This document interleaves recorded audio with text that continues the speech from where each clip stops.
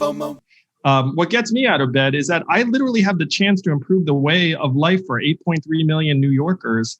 Like, who wouldn't be pumped about that? Like, I could help save lives and steer the greatest city in the world in a better direction. If you don't get out of bed for that, then you need to check your pulse. That's Andrew Yang, candidate for mayor of New York City. I'm your host, Patrick McGinnis, and this is FOMO Sapiens. When the world's spinning out of control, it can be impossible to know what to do and what to miss out on. That's called FOMO, which is short for fear of missing out. How do I know? Because I coined the term, and I'm the world's first FOMologist. And this is the show where I ask entrepreneurial thinkers, people I call FOMO Sapiens, how they live and work with conviction no matter what life throws at them. FOMO. Welcome back to a very special episode of FOMO Sapiens. I have one of my favorite guests back on the show, Andrew Yang. And if you remember, way back in April 3rd of 2019, Andrew came on the show. That feels like a gazillion years ago. And he was just gearing up to run for president.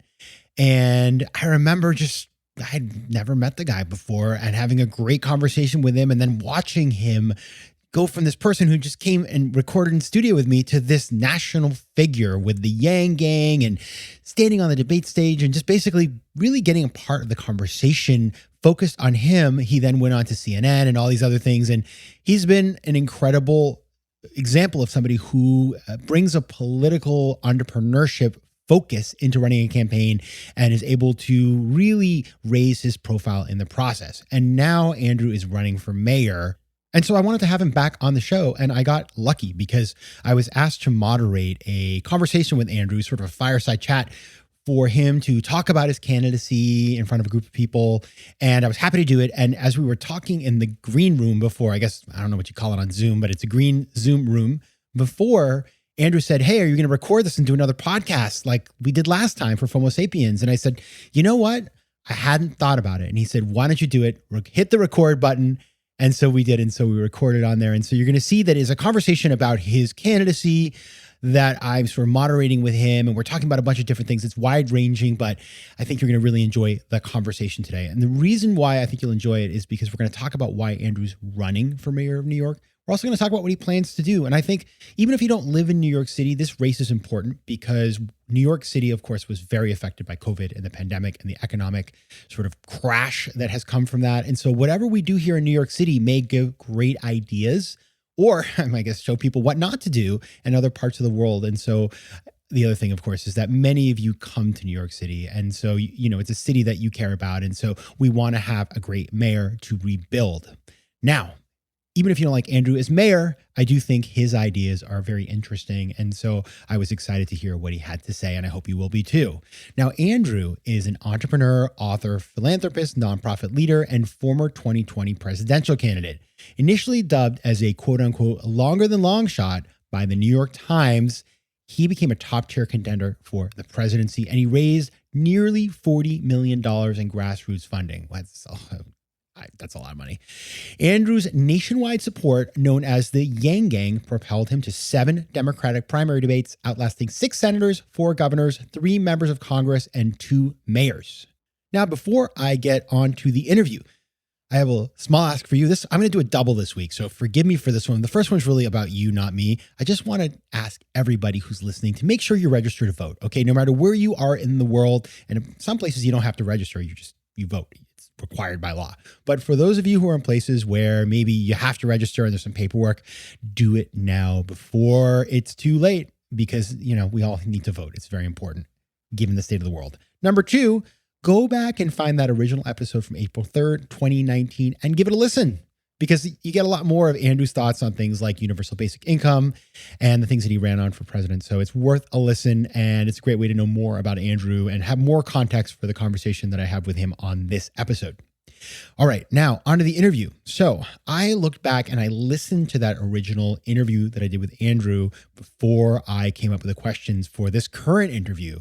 And so as I did, I was kind of nice just to go back in time and remember a simpler time, to be honest with you, when I sat down with Andrew face to face in a studio. But I wanted to, as a result of listening to that first episode, ask him the very same question that I asked him to start out our last interview. So I started our conversation by asking Andrew, why are you running for this office? Patrick, I'm running because our city's in crisis and I think I can help. And if you look at the problems that we're facing, most of them are not really political in nature. And if you wanted to define the crisis in numbers, which for better or for worse, I have a tendency to do, we're missing 600,000 jobs, 27,000 lives, including friends, family members, neighbors, 60 million tourists who used to support 300,000 of those jobs, 82% of commercial real estate tenants in Midtown and other parts of Manhattan, 70% of subway ridership, thousands of small businesses have either closed or are on the verge of closing. Violent crime is up 94%. 300,000 New Yorkers have left the city, including, I suspect, some of the folks that you know, and many of them will not come back. So this is a city that is badly wounded, and it needs someone who comes from, frankly, like a more operational background to try and get it heading in the right direction. These are not political problems, but I'm going to suggest that politics may impede the solutions. So I'm running for mayor because I think I can speed up our recovery, and I'm confident that if you have the right leadership, you can activate a ton of resources. But right now, we just don't have that leadership in New York City. Now, a lot of people who know your presidential run know that you ran with a strong emphasis on universal basic income. What are the tools that you want to bring to bear to help rebuild New York in the next, to say the first 4 years of a term? Now, a lot of people did meet me when I was running for president on universal basic income, an idea, frankly, that we are now implementing as a country. And 55% of Americans are now for cash relief in perpetuity. 85% are for cash relief during the pandemic. But New York City is a completely different operating environment. You can't, frankly, implement something as broad as universal basic income in this context. So you have to translate it into various goals that are achievable in New York City. And I want to say again that not much will be achievable if we don't restart the engine of New York City's economy. I somewhat dislike being in political conversations when people are like, we need to do this, we need to do that. And a lot of me is like, look, we're not going to be able to do any of that if we don't get back a significant proportion of the vitality and energy to New York City. But I do believe that we can alleviate extreme poverty in New York City in a number of ways that don't involve necessarily universal basic income. I'll give you all two examples. Number one, 29% of New York City residents don't have high-speed internet right now. Can you imagine your kid trying to learn without internet? I mean, that obviously is not going to work. Data poverty is another form of poverty right now in 2021.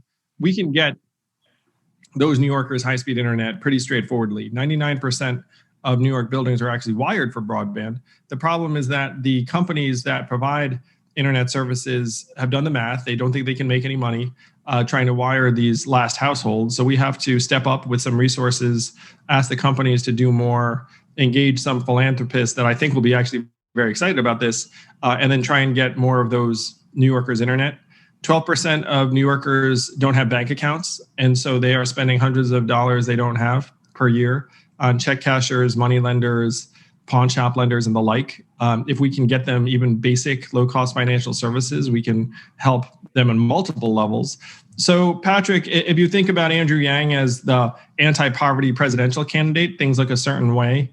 If you think about Andrew Yang as the anti-poverty mayoral candidate, plus the recovery comeback mayor who wants to try and speed up our recovery, there are different tools you can use in this context. And as we think about some of the inequality in our city, we noticed this year, obviously, with COVID pandemic, healthcare inequity was really laid bare. And if you look at where the pandemic affected certain communities in certain parts of our city, it was very clear that healthcare access really directly affected certain communities. How would you focus on making a healthcare system that is more effective and serves more New Yorkers? We have to face facts that our government failed on multiple fronts in New York City.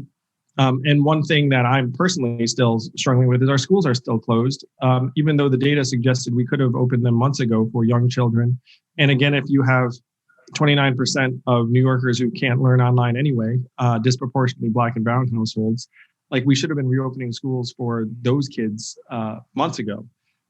So when you talk about the healthcare failures, it's not just healthcare, but the healthcare failures are staggering, where you had death rates at 3 or 4 times the level in certain, frankly, more affluent neighborhoods in various Black neighborhoods in New York City. I talked to a bus driver in Staten Island who was taken off his shift for wearing a mask before the New York City government approved wearing a mask. They thought his wearing a mask on his route, driving a bus, would disturb passengers. Like, I mean, talk about bureaucracy at its worst. So there were a lot of mistakes made, and we can all see that. So what you have to do is you have to accept, frankly, that there are so many inequities in New York that if you wanted to have a nearly equitable result, you would have to have a different type of process. So what do I mean? Right now, we're distributing vaccines. If you had an even process, you can very easily predict that Black New Yorkers will get vaccines at lower levels because they have lower levels of time, access, resources, information, trust. So if you wanted an equitable vaccine distribution system, you would do something very dramatic, like bring the vaccine to predominantly Black neighborhoods and then lower the eligibility age to something like 40 or 45 instead of 60. And that would be entirely appropriate on a public health level because, again, they were dying at 3 or 4 times the rate because of so many pre-existing conditions in their community. Unfortunately, Patrick, you could almost pick a system in New York City and you could find a racially disparate impact. By the way, as we're talking, folks, if you have questions, please drop them in the chat. I will be monitoring that as we go along. Now, Andrew, you mentioned something. I just want to apologize for seeming so kind of stolid and serious. It's because this is being recorded as a podcast as well. And then I go into very serious podcast voice. I try and seem very shade when it's a podcast. I feel like I have a real podcast reputation to uphold. So all of a sudden, I speak a little bit more, frankly, like a bit more of like a talking head than a human. And I apologize for that. Stentorian voice. Listen, I mean, that's what drives podcast ratings. Yes, Andrew Yang equals podcast ratings. No, Andrew, you mentioned earlier on people are leaving the city, and I haven't seen a ton of data, but about what people are going to do, they're going to come back. But as you talk about paying for the recovery, there's a narrative out there that somehow, if you raise taxes, people are never going to come back. They're all going to live in Palm Beach, and the city is going to have an eroding tax base. And I'd love to hear how you think about that and how you deal with that perception, and how would deal with that as mayor? Well, Patrick, the case I make is, look, New York City's had higher taxes than Florida for a long time now. Now, right now, that delta is maybe something like 13 percentage points if you have an LLC. That's very significant. But the case you have to make for New York City is the same case that we've been winning on, which is that this is just a better place to build a world-class competitive organization because you have better talent, more access to various other partners and institutions and customers, and that just the density is worth paying a premium for. Because if you work in a highly competitive industry like tech, your industry, Patrick, or finance, if you have just a smidgen of a competitive advantage, then that can be worth an outsized financial return. And then if you get that outsized financial return, you're frankly less concerned about the fact that you might have had to pay a little bit more in rent or a little bit more in taxes. So the core of the value proposition has to be that this is just a much stronger place to build winning companies. And I will share a story that I was excited about. There's a gentleman named Elliot Horowitz, who's the co-founder of MongoDB. He's now back at it again, starting a new robotics company. And he said that when he tells people that he's recruiting, hey, we're in New York City, they are excited. That's even now, even after all of the COVID issues. So I think his experience would actually play out in many different industries. I think people will frankly get a little bit bored of Florida and start realizing, okay, look, people are partying in New York City again. Life is good. Broadway's open. Let me go back there. And then after they come back here, they'll see this is still where the energy is, the opportunities are, and where they're more likely to be able to access the kind of folks that can help their organization become what they want it to. Yeah, everybody loves Florida in February. Let's see what people think in July. We have a question here from Scott Kalb. He says, Andrew, you identify the problem citing data, but can you please be more specific about solutions? What will you do to specifically combat poverty, get restaurants open, get kids back in school, and mobilize businesses as part of that set of solutions? Scott, I love it.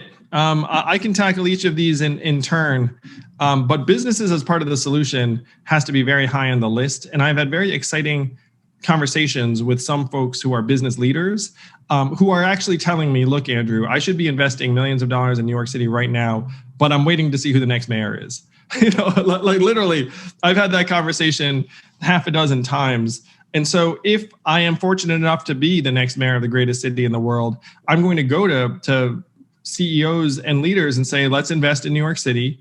Let's, for example, help fuel the widespread adoption of a vaccine passport so that people can convene safely in your office buildings or in schools or in restaurants. We can take a page from Israel's book, where Israel is way ahead of us on the vaccination curve. And they've started distributing bracelets to people saying, hey, this is your bracelet saying you've been vaccinated.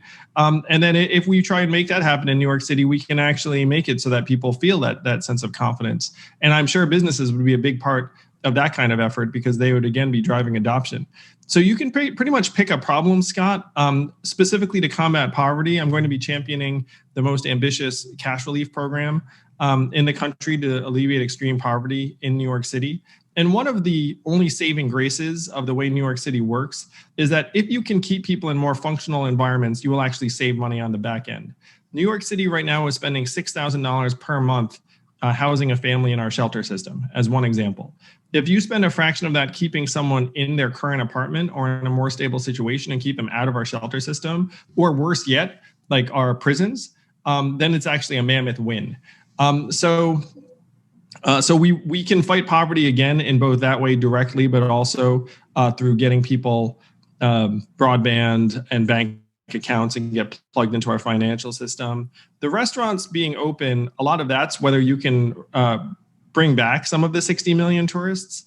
But we have a massive chunk of money coming from Chuck Schumer and the Senate in the form of a Save Our Stages Act that's going to enable Broadway to reopen, it looks like this fall.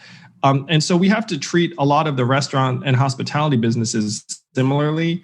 If not putting money directly into the businesses' hands, we need to have funds available for the commercial landlords that right now are sitting on and off in many cases, like, months and months of back rent, and they're trying to work it out with the restaurant for the restaurant to reopen. Albany right now is a $1.3 billion rent relief fund that has not been administered as yet. And the goal is to try and make it so that the landlords can access that money so the restaurants can reopen. So you can pretty much take a look at each problem, Scott, and there's an approach you can try and drive. There are so many problems going on that you have to try and drive multiple solutions. Like it or not, the government is going to be one of the central drivers of the recovery. The federal stimulus bill that just passed was $1.9 trillion. That's half the federal budget in a normal year. This is like a very, very significant level of money. New York City's budget is actually about to be made whole by this bill. We're getting $6.1 billion, and the deficit was a bit less than that. So we have a window of time, let's call it 2 years, I think, but we have to use that time as effectively as possible. We have a question here from Cole Burke that is a really interesting one. You did an amazing job at the presidential of speaking across traditional ideological divides. And so the question is, for people who want to promote democracy, which everybody in this room wants to do, how can you communicate with the people in ways, whether they're, the Republican, left, right, center, whatever it is, in ways that speaks to the issues but doesn't divide them? This is something that I'm very, very passionate about because I think polarization is destroying us. And our system, unfortunately, is not designed to address it meaningfully. But I found one measure, Cole, that I think is going to help us structurally, and that is ranked choice voting. If you can get ranked choice voting in more states around the country, then you can break up the polarization. You can introduce real choice and dynamism. No one can accuse you of being a spoiler. It's not like, hey, if I run, I'm going to make the bad guys win. New York City's mayoral race that I'm in right now is a ranked choice voting election. It's one reason why I am excited about it. But Cole, one thing that you may not know is that you can actually get ranked choice voting on the ballot through a ballot initiative or just a set of signatures in 25 out of 50 states. This is the lever to try and break up our polarization. I'm working on a book on this topic because I think that this is the path out. So for those of you who are excited about trying to combat polarization around the country, open primaries and ranked choice voting, I think, are the best lever.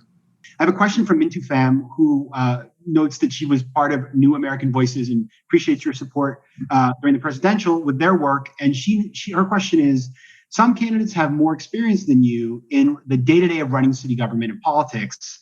How do you address questions about whether or not you're ready for this role? Well, thanks, Mintu. It's a question that people are curious about. So what I try and do is I try and break down for them my experience set.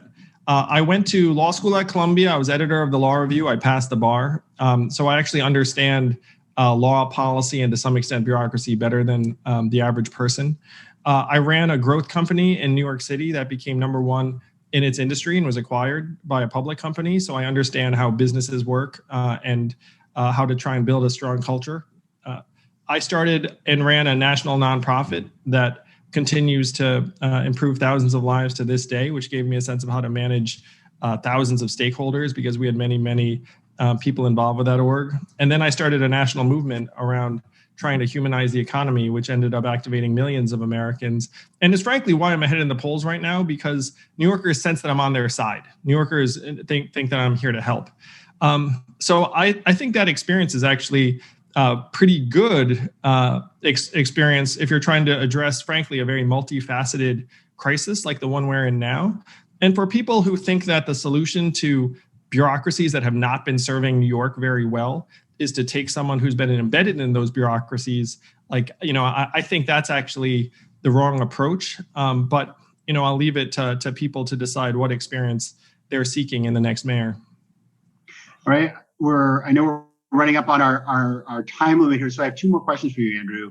The first is one is from Shruti Mehrotra, and Shruti writes, "Thanks for your proposals.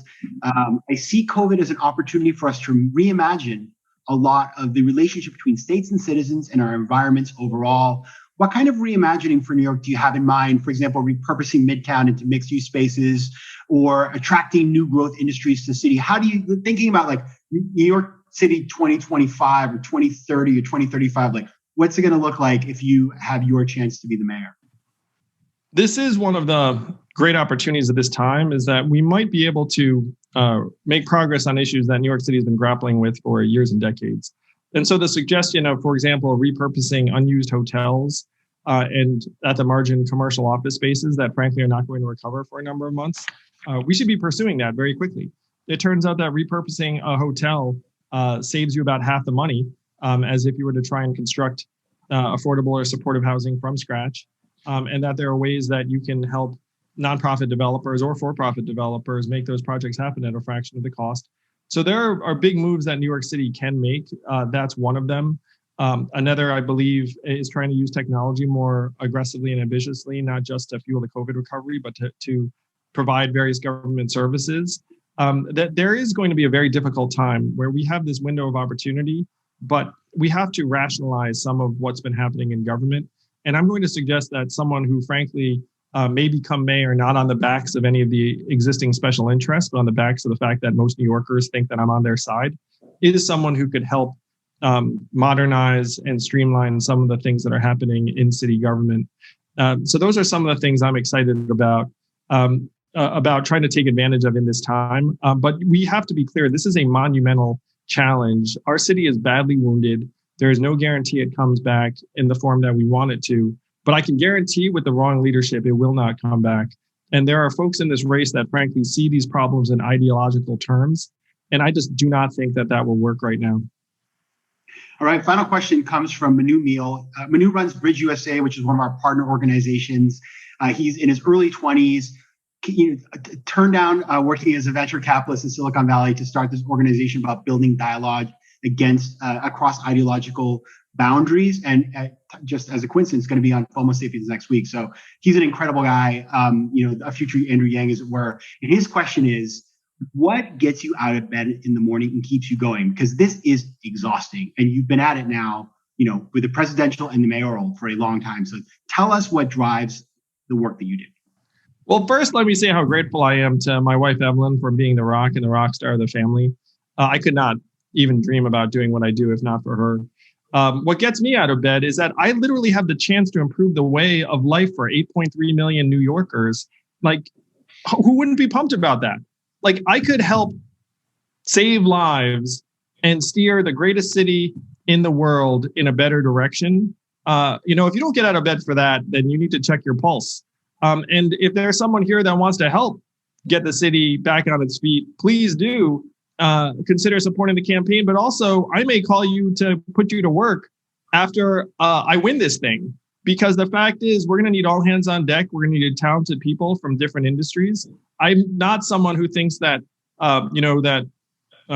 government experience is not going to be helpful. We're going to have some very experienced government hands and folks who've been deep in these agencies for a long time, including some folks from the Bloomberg administration, because I've got a lot of crossover DNA with them in terms of my team. But if you have an interest in being part of the recovery of New York City, we're going to need you. And hopefully with people like you on board, we can get very, very talented, dedicated leaders working across the 67 plus city agencies to speed up this recovery.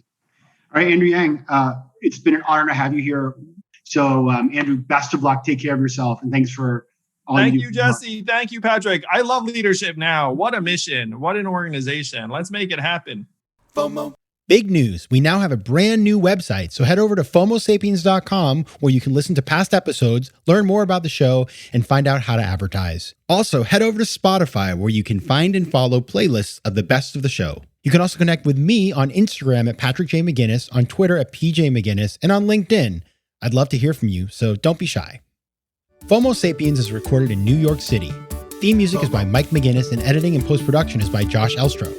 If you like today's show, please be sure to rate it and recommend it to your friends. And as always, you can find me at FOMOSapiens.com and at PatrickMcGinnis.com. To advertise on FOMO Sapiens, reach out to contact@FOMOSapiens.com. FOMO. FOMO.